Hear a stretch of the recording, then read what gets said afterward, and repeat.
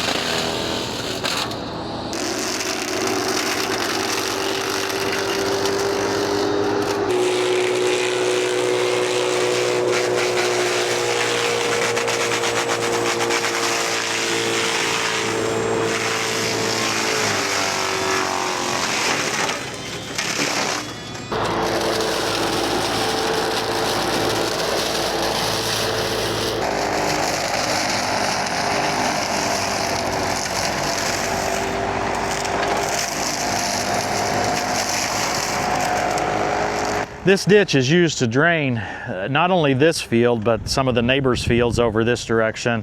We have to keep the trees out of it for several reasons. One is that if the trees grow up in the ditch, they plug the ditch, and the ditch can't be cleaned out. So the trees have to be kept out of that. Sometimes you can choose to do that periodically, say every 10 to 15 years. But now with the advent of these brush mulchers, it's a lot easier to keep them trimmed down a little bit rather than just doing it, you know, very rarely and letting the brush grow up. Another reason is that this brush would turn out to shade the crop that's right here close to the ditch, and it would reduce the yields. Because of that, it also robs moisture. Any trees that would grow in here would root out into the field and would rob moisture from the crops.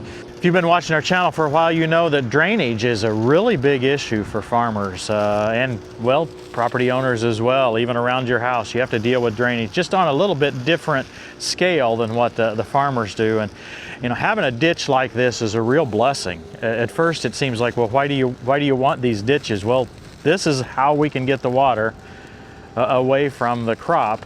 Water is kind of an enemy. You don't think of that because we always talk about droughts and how we need to have water in order to keep the crops growing, but we can't get them started with water standing in the fields. I suppose if you were planting rice in the south, but no, where we are, we have to have a good solid field to be able to plant in. It has to be dry enough, and if it's got water right there on the surface, it just floods the seeds and floods and you know, won't let them grow, and they're just stunted all year after they do germinate. So yeah, getting the water off the field is one of the major issues that we deal with in farming.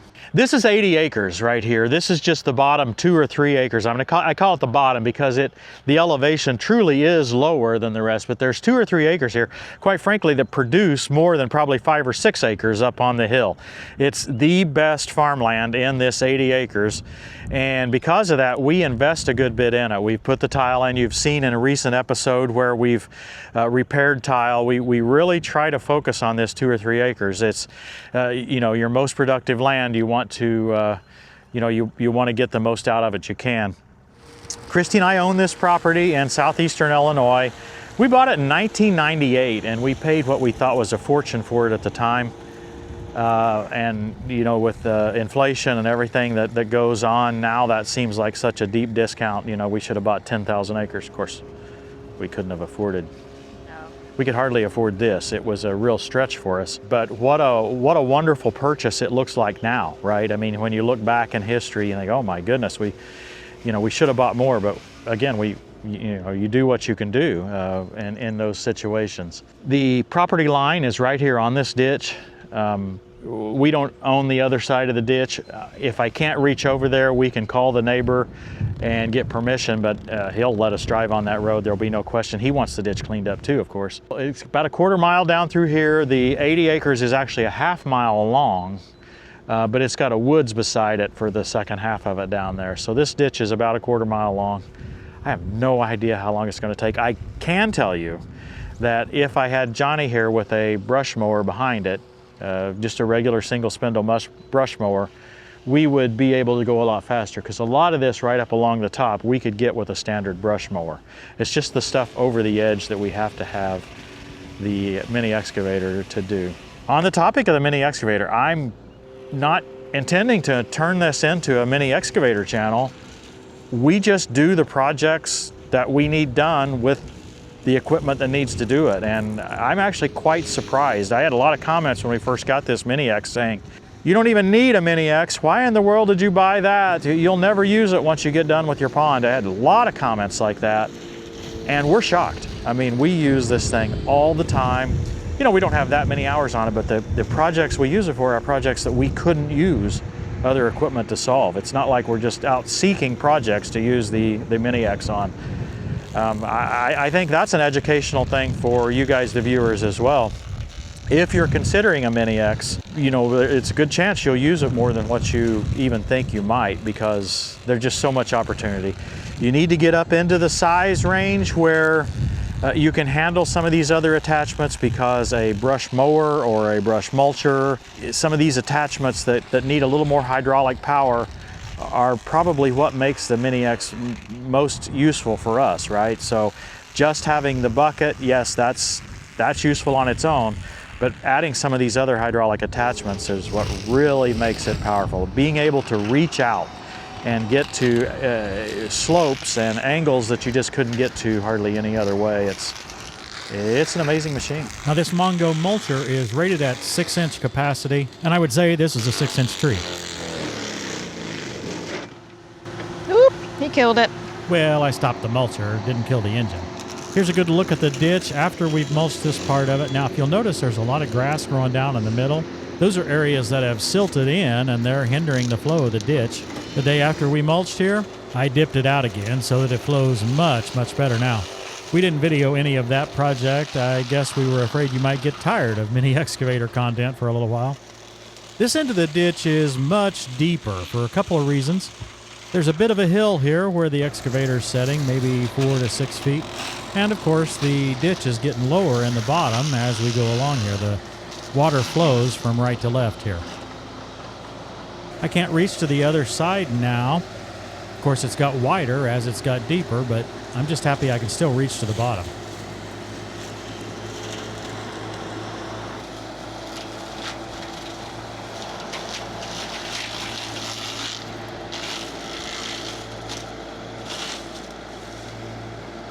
I've got a crossing sort of there. It's being held open.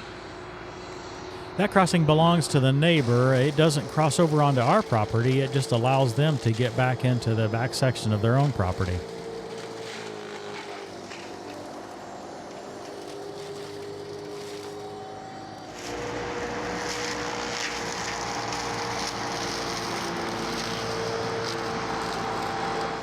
This is a mixture of that vining honeysuckle and multifloral rose. These two varieties are partners in crime, in my opinion. They try to take over everything in this particular region, and in just a couple of years they can become impossible to walk through.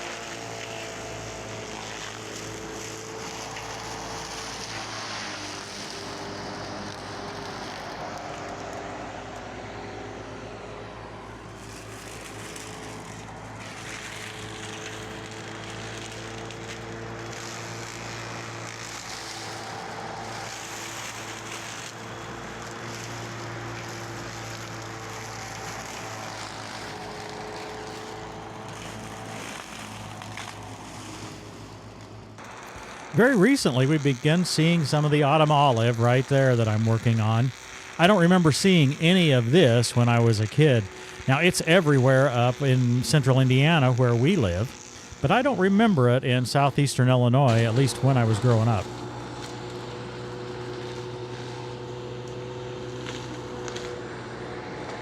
It's windy. I don't know what my drone's gonna do, and it's almost out of battery. He's gonna try to cross. There's a very small ditch here right on the property line. I'll hop over that, and then I'll use that nice crossing to get to the other side of the big ditch.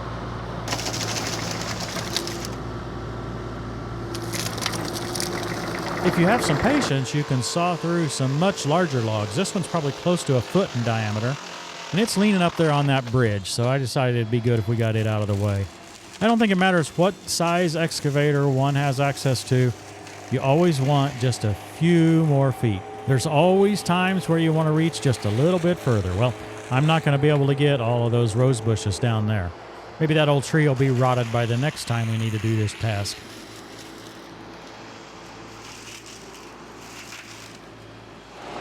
Here's a good angle just to show you how deep that ditch really is.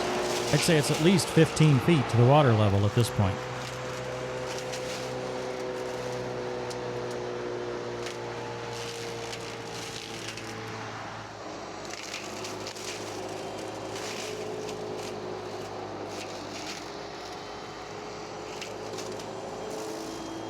My dad said that when he was in high school and in the ag classes, that the government provided and they planted a bunch of these multifloral rose bushes. They promised that they would make good fences for the cattle.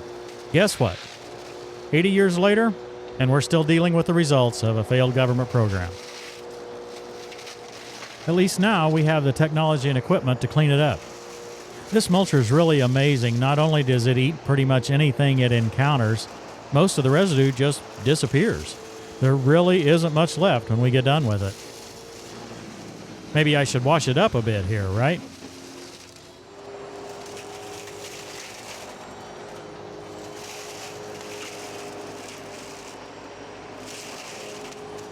There's just no way we could do this with a conventional tractor and mower.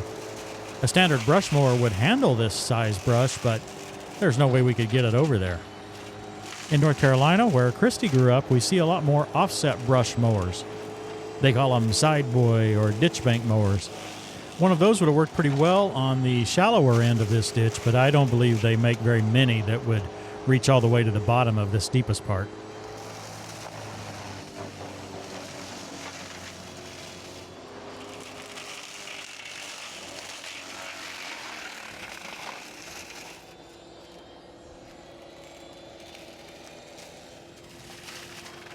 Swatting back and forth real fast like this is probably not the most efficient way, especially with my limited hydraulic flow on this machine. But it's kind of fun to see.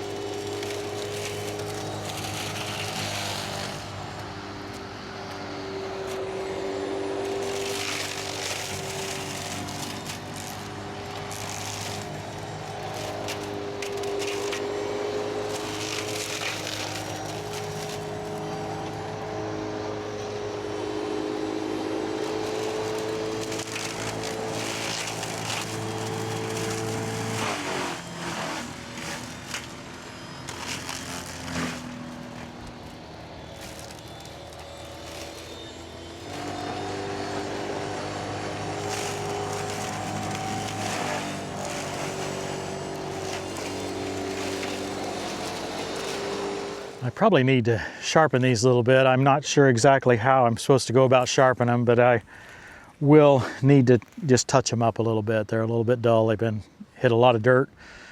I hit maybe 2 rocks or pieces of concrete during the whole project, but that wasn't too bad.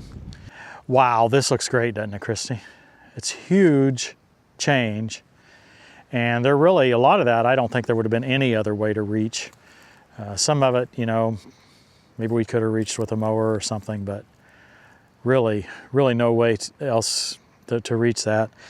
Now, Tom and Randall complain about the sprouts will grow right back up again because we didn't take them out by the roots. That's true. Another point that I've kind of responded is by not taking the roots, we're not going to have as much erosion on that ditch bank. So, you know, they know a guy who has a mulcher, so even if we have to do it a little more often, I think this is a suitable approach. I think this took about 7 hours maybe, and I'm guessing I used about 10 gallons of fuel.